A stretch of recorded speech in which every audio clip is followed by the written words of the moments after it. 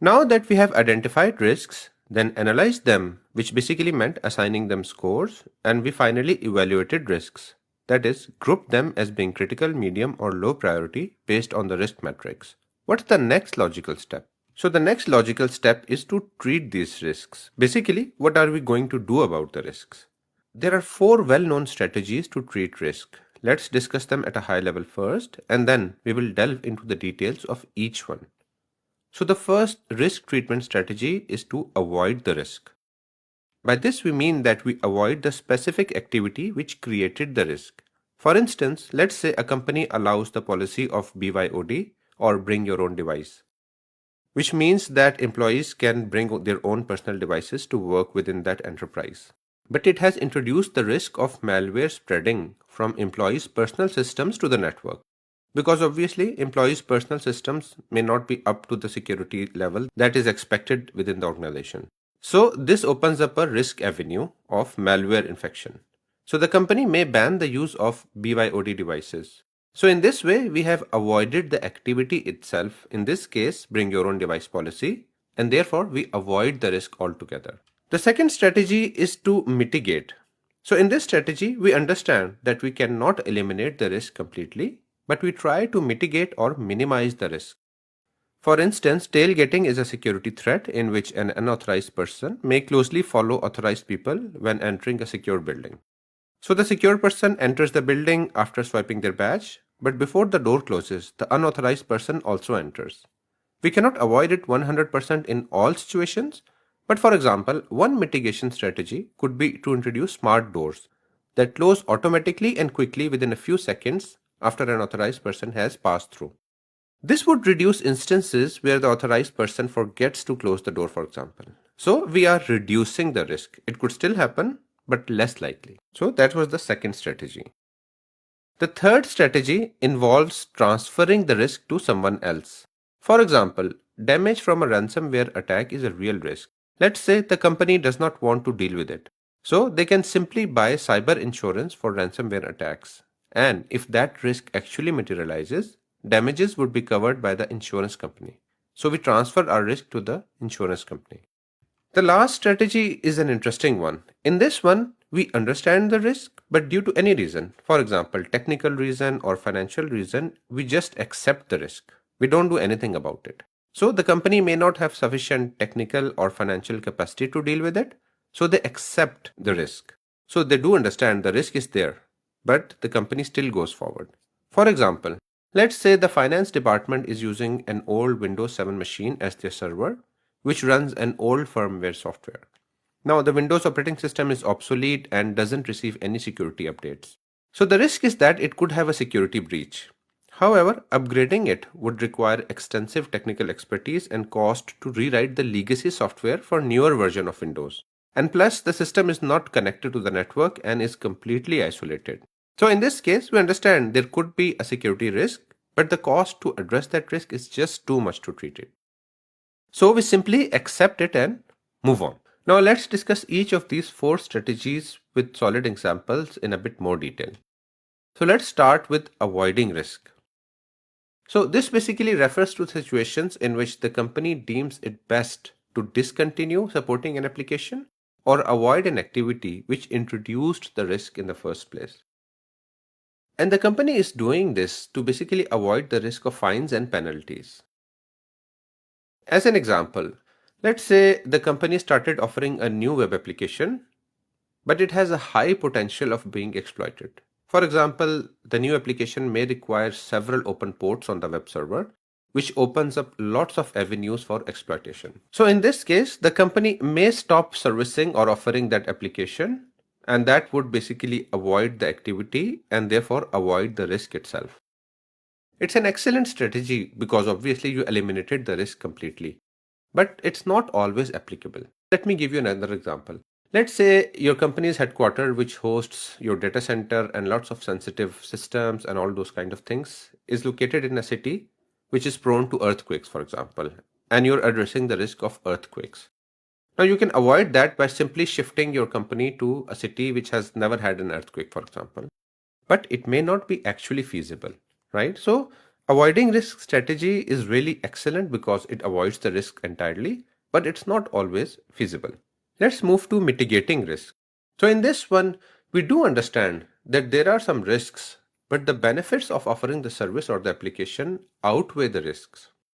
Now, keep in mind the risks still need to be managed and reduced. You cannot simply ignore the risk, right?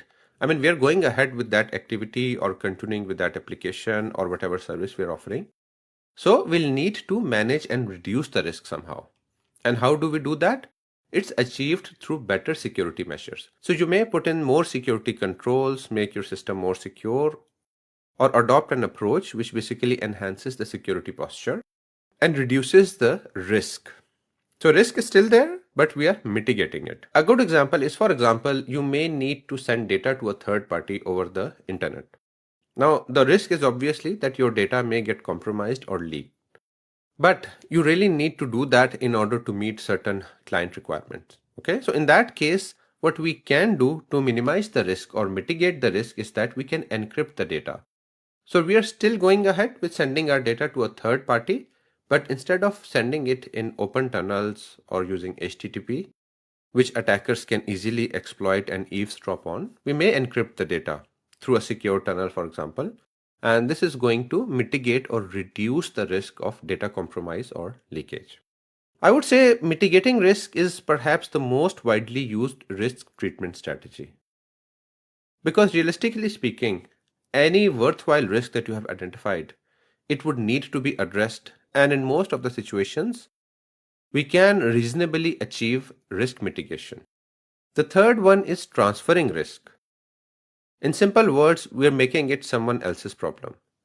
And this is achieved through buying insurance or outsourcing that component or application or service entirely to a third party. A good example would be, let's say a financial organization is concerned about the financial fallout from a potential data breach. So they can go ahead and just buy cyber insurance, which is going to cover all the costs in case that breach actually happens. So all the costs related to breach notifications, legal fees, all those kind of things would be handled by the insurance company. It's an excellent strategy if the organization lacks the resources to handle it properly. So it all boils down to pros and cons. So the company may try to reduce or eliminate the risk itself, but sometimes the cost is just too much and it's just more practical to just buy cyber insurance. The last type is risk acceptance. So we accept the risk. Why? Because it may be unlikely to materialize.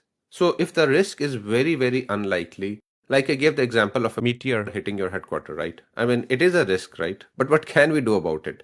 So if a risk is unlikely to materialize, we may just go ahead and accept the risk. So yeah, we know the risk, but we are going ahead anyways. So the first possibility was that it may be unlikely to materialize. So basically the likelihood is very less.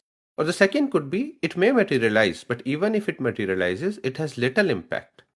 So in either of these cases, we may go ahead and accept the risk. Now, a very important point, you need to remember that even if you're going with the risk acceptance strategy, you still need to document the risk acceptance and senior management needs to sign off on it.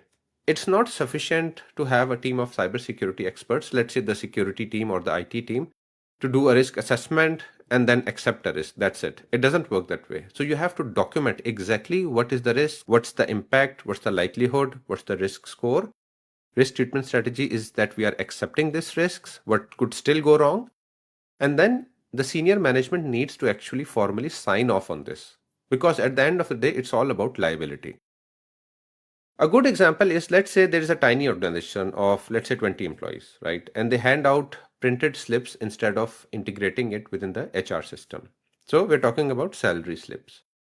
So the risk is obviously that it may get leaked, it may get misplaced, and someone can have access to that kind of information. You know, an employee's maybe social security number, date of birth, or salary. But the organization says we are a very small organization and we don't have the resources to upgrade it within our HR system. So we'll accept the risk for now. Now moving on to the risk register once again. Let me explain what are we going to do after we are done with the risk treatment phase. So if you recall, in identifying risks phase, we completed these two columns, basically risk IDs and what are the risks, their descriptions. Then we filled this one in analyze risk, in which we discuss what are the assets affected, likelihood, impact, risk score. And then in the evaluation phase, we assigned it a risk level using that risk matrix. So we classify all of these different risk scores into categories, could be medium, critical, or low. Now in the risk treatment phase, what we do is that first of all, we identify and we assign every risk to a risk owner. Why do we do that? Because then that person becomes accountable to come up with a mitigation plan, oversee implementation of the mitigation plan, and basically responsible for that risk. So that's the first column that we fill. For example, unauthorized access to HR records, risk owner may be HR manager. Ransomware attack on main file server, risk owner could be IT security lead, and so on. Now the next column that we need to fill is the mitigation plan. So the first is the risk strategy that we're going to use. For example, unauthorized access to HR records, we're going to mitigate this risk. This is the risk treatment strategy that we're going to use. And how are we going to do that? We're going to use RBAC, role-based access controls, which is going to limit what any authorized person can do in the HR system. Similarly, for ransomware attack, once again, we're using the risk mitigation strategy. And what's the strategy? We're going to take regular backups and enforce endpoint protection. For outdating software or employee systems, we may accept the risk, for example, because the risk may be unlikely to materialize and it may not be damaging. Imagine it's a small organization with just 5 employees and their systems are not directly connected to the internet, right? Imagine they're just using it for internal record keeping. So in that case, we may just simply accept the risk. Yes, it is there, but unlikely to materialize. And even if it does, it's not very critical because it is not going to impact the live systems. So for example, for this risk, data breach signed the vendor manager as the risk owner. In the mitigation plan, we may transfer the risk. For example, we may buy cyber insurance and then it becomes someone else's problem. One more thing to keep in mind is that for the mitigation plan, where we have identified the risk treatment, which is mitigate risk, and we have mentioned some security controls. For example, implement RBAC or regular backups and endpoint protection. Those are called security controls.